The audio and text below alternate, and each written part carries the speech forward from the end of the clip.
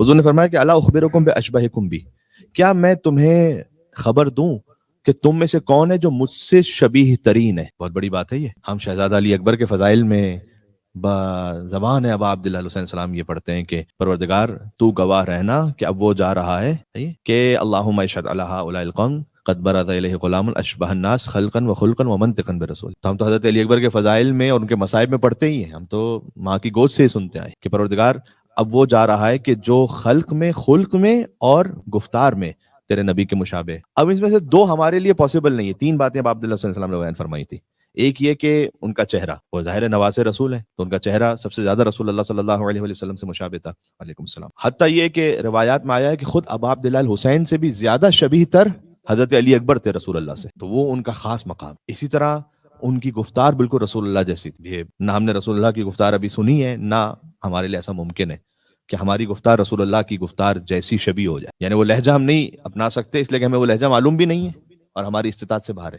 لیکن ایک چیز ہماری استطاعت میں شاید ہے، اور وہ ہے رسول اللہ کا اخلاق جتنا ہمارے لیے ممکن ہے پہنچنا. اور وہ جو ہمارے لیے پہنچنا ممکن ہے وہ حضور نے دو روایتیں، اب اس طرح کی دو روایتیں، ایک میں 5 صفات کو بیان کیا، ایک میں 8 صفات کو بیان کیا کہ اگر تم ان 8 صفات کو اپنا لو تو تم مجھ سے شبیہ ترین ہو جاؤ. میں آپ کے سامنے پیش کر دیتا ہوں تاکہ ہم اس جمعے کے دن کی برکت سے اپنے آپ کو قریب ترین کر سکیں حضور مکرم صلی اللہ علیہ وآلہ وسلم سے. اللہم صلی علی محمد وعلی محمد. روایت بھی کتاب الکافی میں، جو 8 صفات والی روایت کتاب الکافی میں ہے، اور ایک روایت کتاب ملا یعذر الفقی میں. یعنی دونوں کتابیں بڑی اہم، بڑی مستند ہیں مذہب تشیع میں. دونوں میں ایک چیز جو سب سے پہلی کامن ہے، احسنکم خلقا، وہ کہ جس کا حسن اخلاق سب سے زیادہ ہے وہ مجھ سے قریب ترین اور شبیہ ترین. بہت بار حضور نے اس بات کی تاکید فرمائی ہے، لا تعداد احادیث ہیں اس پر. قبیلہ یمامہ کا ایک شخص تھا سردار، اس نے کئی دفعہ تھریٹ کیا تھا رسول اللہ کو کہ میں آپ کو قتل کروں گا. تو ثمامہ اس کا خود کا نام. ایک مرتبہ جنگ ہی میں وہ خود گرفتار ہو گیا اور اس کو کچھ مسلمان لے کر آئے اور مسجد کے ایک ستون سے باندھ دیا. یا رسول اللہ یہ آپ کو دھمکیاں دیا کرتا تھا بہت. تو حضور نے اس سے پوچھا کہ پہلا آپشن گویا یہ ہے کہ تمہیں قتل کر دیا جائے اس وقت. تو اس نے کہا کہ آپ حق رکھتے ہیں کیونکہ میں آپ کو قتل کی دھمکیاں دے چکا ہوں اور جنگ میں گرفتار ہوا تھا. دوسرا حضور نے کہا کہ تمہیں آزاد کر دیا جائے اور کوئی فدیہ لے لیا جائے تمہارے قبیلے سے.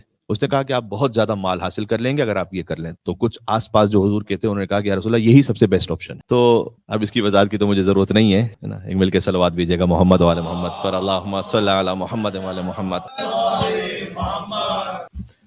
تو یہ لکھا ہوا ہے تاریخ میں.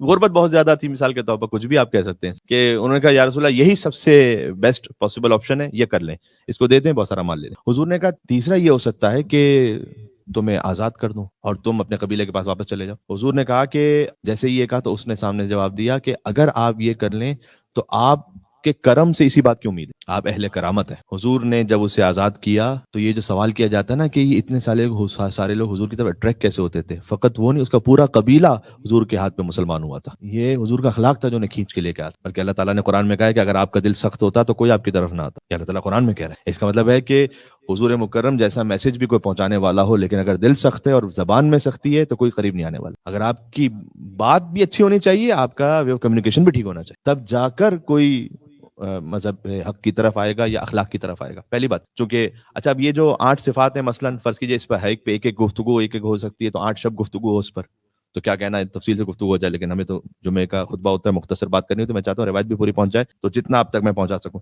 دوسری صفت بیان کی گئی کہ اپنے عہد کو پورا کرو تو تم مجھ سے سب سے زیادہ شبیہ ہو. عہد کو پورا کرو. اچھا عہد کو پورا کرنے کا معاملہ کیا ہے؟ ہم فقط ایک دوسرے سے عہد کی بات نہیں ہے، سب سے پہلے تو ہمارا اللہ سبحانہ و تعالیٰ سے ہے. کتنی مرتبہ شب قدر میں قرآن سر پر رکھ کر عہد کرتے ہیں کچھ کہ پروردگار فلاں گناہ چھوڑ دوں گا، یا یہ کام نہیں کروں گا، یا زندگی ایسے گزاروں گا. پھر جو اللہ سے کیا ہوا عہد اس کو توڑ دیتے ہیں. تو ایک بات تو یہ عہد کو پورا. اچھا اس کے لیے اللہ تعالیٰ نے کچھ ایسی روحانی اور نورانی برکتیں رکھی ہیں. اب حجاج ابن یوسف جیسا سخت ترین شقی انسان، خبیث ترین انسان، جب یہ خود واصل جہنم ہوا تو 80,000 افراد اس کے زندان سے باہر آئے، جس میں سے 30,000 لیڈیز ہیں. ان میں سے کئی ہزار وہ ہیں کہ جن کے جسموں پر نعوذ باللہ لباس نہیں ہے. اگر جس نے اتنے قتل کیے ہیں اتنے اگر کیلکولیشنز دیکھی جائیں ہسٹری کے اعتبار سے تو 120,000 ہے. اس زمانے کی آبادی کا آپ سوچیں، وہ کہ جسے چین نہیں آتا تھا کہ جب تک کوئی مولا علی کا شیعہ اس کے سامنے تڑپتا ہوا نہ مرے. اور کتنے واقعات میں ایسا لکھا ہے کہ اس نے یہ کہا کہ میرا کھانے کا دل نہیں کر رہا، بس کسی کو قتل کرو میرے سامنے، کوئی علی کا محب ہو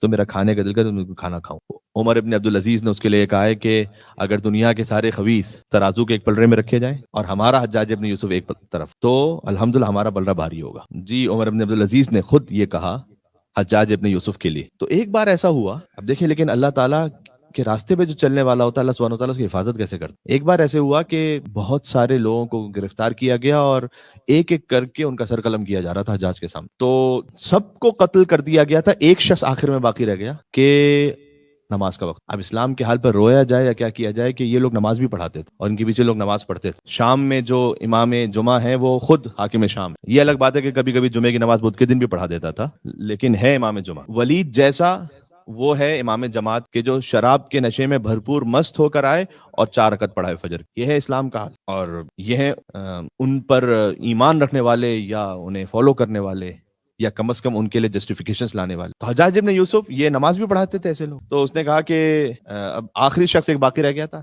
اس نے کہا بھائی آفس آورز پورے ہو گئے، اب یہ کل مارا جائے گا۔ تو وہ جو جلاد تھا اس سے کہا کہ جاؤ اس کو لے کے جاؤ اپنے گھر، کل صبح لے کر آنا، کل صبح پھر کاروائی شروع کریں گے۔ اب یہ شخص جب لے کر چلا گیا، وہ پھانسی دینے والا، اس شخص کو اپنے گھر لے کر رات گزارنی ہے۔ یہ جس کی موت قریب تھی، مولا علی کا چاہنے والا جوان، اس نے کہا کہ میری کچھ وصیتیں باقی ہیں اور مجھے کچھ قرض ہیں جو ادا کرنے ہیں، تو تم اگر مجھے اتنی اجازت دو کہ میں ابھی اپنے گھر چلا جاؤں، صبح واپس آ جاؤں، یہ میں وعدہ کرتا ہوں۔ اس نے کہا کیا بات کرتے ہو تم، تمہاری عقل ٹھیک ہے؟ جاؤ گے تو کون واپس آئے گا؟ کہ میں تم سے وعدہ کر کے جا رہا ہوں۔ بہرحال پتہ نہیں اللہ تعالیٰ نے کیا اس کے دل میں ڈالا، اس نے چھوڑ دیا، لیکن جیسے چھوڑ دیا تو رات بھر خود جاگتا رہا کہ اب یہ تو مجھے ہی کل پھانسی لگنی ہے، کیونکہ وہ اس کو چھوڑ دیا، وہ نہیں آنے والا۔ صبح کا وقت تھا، وہ واپس آ گیا۔ جب یہ لے کر اسے حجاج ابن یوسف کے سامنے پہنچا تو اس نے سارا واقعہ بیان کیا کہ میں نے رات کو چھوڑ دیا تھا، یہ واپس آیا۔ تو حجاج نے پوچھا کہ تم واپس کیوں آئے ہو؟ کہ اس لیے کہ میں علی ابن ابی طالب کا شیعہ ہوں اور ان کا حکم ہے کہ اگر وعدہ کرو تو اس کو پورا کیا کرو۔ اللہ اکبر۔ مولا علی ابن ابی طالب علیہ السلام کی عظمتوں پر ایک مل کے صلوات بھیجے محمد و آل محمد پر، اللہم صلی علی محمد و آل محمد۔ مولا علی فرماتے تھے کہ زمانے نے مجھے اتنا تنزل دیا اور اتنا گرا دیا کہ اب لوگ کہتے ہیں علی اور وہ یعنی حاکم شام ایک ساتھ ملا کے نام لیتے ہیں۔ کہاں علی ابن ابی طالب جو چیونٹی کے منہ سے ایک گھاس کا چھوٹا سا ٹکڑا ناحق نہ لیں، اور علی کے مقابلے میں وہ کہ جنہوں نے ہزاروں مسلمان مار دیے اور پرواہ ہی نہیں ہے، جنہیں تاریخ میں جنہیں ابھی بھی احترام کے نام سے یاد کیا جاتا ہے۔ تو یہ مولا علی علیہ السلام پر ظلم ہے کہ علی کے ساتھ ایسے کا نام لیا جائے یا اس کے ساتھ علی کا نام لیا جائے۔ تو بہرحال اس نے کہا کہ میں مولا علی کا شیعہ ہوں اور علی ابن ابی طالب علیہ السلام کا حکم ہے کہ اگر کوئی وعدہ کرو، یعنی اس صورت میں بھی اگر کوئی وعدہ کر کے وہ وعدہ پورا کرو۔ بہرحال اللہ تعالیٰ نے کیا کیا، اس پر کوئی کرم ہوا۔ حجاج بن یوسف کے دل میں بھی خیال ہے، اس نے کہا کہ تم نے یہ اچھا کام کیا، جاؤ، چھوڑ دیا۔ تو بہرحال اللہ سبحانہ و تعالیٰ کے راستے پہ جو چلنے والا ہوتا ہے تو اللہ کہیں نہ کہیں اسے کسی طریقے سے سنبھال لیتا ہے۔ یہ اس آیت کا مطلب ہے کہ وَمَن يَتَّقِ اللَّهَ يَجْعَل لَهُ مَخْرَجًا، جب تم تقوی اختیار کرتے ہو اللہ کا تو اللہ تمہیں وہاں سے پریشانی سے نکالتا ہے جس کا تمہیں گمان بھی نہیں ہوتا۔ وَيَرْزُقُهُ مِنْ حَيْثُ لَا يَحْتَسِبُ، اور تم ایسے مقام سے رزق عطا کرتا ہے کہ جس کا تم نے سوچا بھی نہیں ہوتا۔ اللہ تعالیٰ نے وعدہ کیا ہے، قرآن میں مل کے صلوات بھیجے محمد و آل محمد پر، اللہم صلی علی محمد و آل محمد۔ تیسری صفت حضور نے بیان کی، اگر تم مجھ سے سب سے زیادہ شبیہ بننا چاہتے ہو تو امانتوں میں خیانت نہ کرو۔ بہت سامنے کی بات ہے اور اس کا تعلق فقط مسلمان سے نہیں، اس کا تعلق ہر ایک سے۔ امانت میں خیانت نہ کرو۔ اب میں اس کی ڈیٹیل میں جاؤں تو پھر امانت کا مطلب خالی آپ نے کسی سے کیش لیا ہوا وہ نہیں ہے، اس میں بھی پہلی بات ہوتی ہے جو اللہ سبحانہ و تعالیٰ نے امانت دی ہوئی۔ اب امام زمان علیہ السلام اللہ کی امانت ہے، قرآن اللہ کی امانت ہے، امام بارگاہ اللہ کی امانت ہے، بات واضح، اولاد اللہ کی امانت ہے۔ جب اولاد اللہ سبحانہ و تعالیٰ کی طرف سے دی گئی امانت ہے تو اس میں خیانت نہ کرو کا مطلب کیا ہے؟ یعنی اسے اللہ کے راستے پہ چلاؤ، امانت میں خیانت نہ کرو۔ اور میں نے عرض کیا کہ جہاں یہ ڈیلنگ کا معاملہ آ جائے تو وہاں جب آپ نے وعدہ کیا اور امانت کی بات ہے، جو کہ ہمارے پاس سب سے بہترین اسوہ حسنہ وہی حضور مکرم کا لہٰذا اور ان کے اہل بیت کا، خیبر کی بات ہے کہ جب بہت لمبی جنگ چل گئی اور ابھی تک مولا علی کی تشریف آوری نہیں ہوئی تھی، 40ویں دن مولا علی السلام تشریف لائے، تو اس سے پہلے تک تو خیبر میں رکنا کوئی آسان تو نہیں تھا، شدید گرمی ہے وہاں پر، ڈیزرٹ ہے وہاں پر، کھانا پینا تقریباً ختم ہو چکا ہے، تو کیا کیا جائے گا؟ تو بہت سے صحابہ بہت زیادہ بھوکے تھے۔ ایک شخص چرواہا، وہ اپنی کچھ بکریوں کو لے کر حضور کے پاس سے گزرا، وہاں خیبر میں حضور کے پاس سے گزرا اور وہاں حضور کے پاس آ کے کہتا ہے کہ یا رسول اللہ میں آپ کے ہاتھ پہ مسلمان ہونا چاہتا ہوں۔ اب وہی بات کہ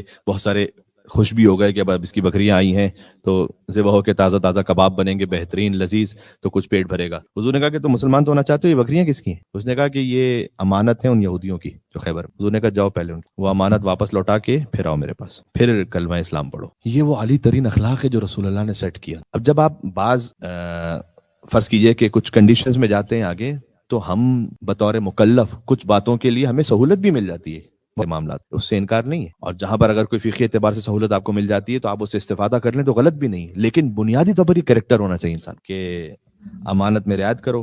اس کے بعد تیسرا امانت میں رعایت، چوتھا حضور نے یہ فرمایا کہ اگر تم مجھ سے اخلاق میں سب سے زیادہ شبیہ ہونا چاہتے ہو تو اپنے والدین کے ساتھ نیکی کرو۔ حضور کے والد کا انتقال ہو گیا تھا حضور کی ولادت سے پہلے ہی، حضور کی والدہ کا انتقال چند مہینوں بعد ہو گیا، تو حضرت حلیمہ سعدیہ، بعض مرتبہ ہمارے یہاں بھی تھوڑا سا لا علمی کی وجہ سے لوگ ایک منفی طور پر حضرت حلیمہ سعدیہ کا ذکر کر لیتے ہیں، ایسا نہیں ہے۔ حضرت حلیمہ سعدیہ بہرحال حضور جب بعد میں جوان بھی ہو گئے تو حضرت حلیمہ سعدیہ تشریف لاتی تھی تو احترام میں کھڑے ہوتے تھے، امی امی کہہ کے بات کہ میری ماں میری ماں۔ تو عرض کرنے کا مقصد ہے کہ والدین کے ساتھ نیکی کرو۔ پانچویں امام نے فرمایا کہ کچھ والدین ایسے ہیں کہ جو مرنے کے بعد اپنی اولاد کو آگ کر دیتے ہیں۔ تو امام سے پوچھا گیا کہ مولا مرنے کے بعد کیسے آگ کر سکتے ہیں؟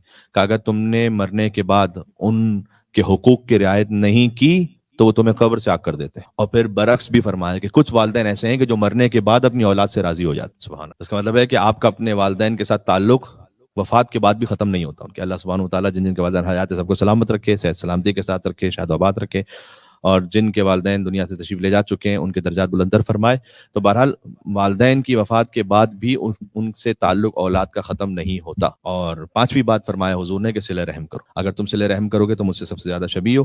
یہ وہ روایت تھی کہ جس میں 5 صفات کا بیان تھا، باقی ایک روایت جس میں 8 صفات کا بیان ہے، میں اصبرکم علی الحق، ایک حضور نے فرمایا کہ جہاں کہیں حق آ جائے تمہیں صبر کرنا پڑے گا، جتنا تم زیادہ صبر کرو گے اتنا تم مجھ سے شبیہ ہو۔ اقدمکم للغیظ، جتنا تم اپنے غصے کو زیادہ ضبط کر لو اتنا ہی مجھ سے شبیہ، اس روایت میں بیان کیا۔ سبحان اللہ۔ واشدکم من نفس انصافا علی الرضا والغضب، یہ مجھے ذاتی طور پر بہت زیادہ یہ صفت اس پر دل سے لگتی بھی ہے، اس پہ گفتگو کرنے کا بھی چاہتا ہے، آج موقع نہیں، کبھی اور کروں گا انشاءاللہ، کہ تم میں سب سے زیادہ مجھ سے شبیہ وہ ہے کہ جو چاہے وہ خوش ہو یا غصے میں ہو انصاف کو نہ چھوڑے۔ بہت مشکل کام ہے، بالخصوص جب غصے میں ہے، بہت مشکل کام کہ آپ کسی کے ساتھ عدالت کو باقی رکھیں، پھر بھی چاہے غصے میں، اس کے ساتھ وہ بیجا بات نہ کریں کہ جو غلط، اتنی بات کریں جتنی بات کرنے کی ضرورت ہے، اس سے زیادہ نہ جائیں، ٹھیک ہے؟ کیونکہ جب غصے میں ہم ہوتے ہیں تو پھر ہر حد چھوڑ دیتے ہیں، ہر حد پار کر دیتے، تم نے یہ بھی ہو، تم ایسے بھی ہو، تمہارا باپ یہ ہے، تمہارا خاندان یہ ہے، تمہاری یہ سب شروع ہو جاتا ہے، اس لیے کہ ہم غصے میں عدالت کی رعایت نہیں کرتے۔ تو حضور نے فرمایا کہ اگر تم مجھ سے شبیہ ترین بننا چاہتے ہو تو غضب کے عالم میں بھی انصاف کو باقی رکھو۔ اللہ سبحانہ و تعالی ہمیں ان تمام اخلاق حسنہ کو اپنانے کی توفیق نصیب فرمائے۔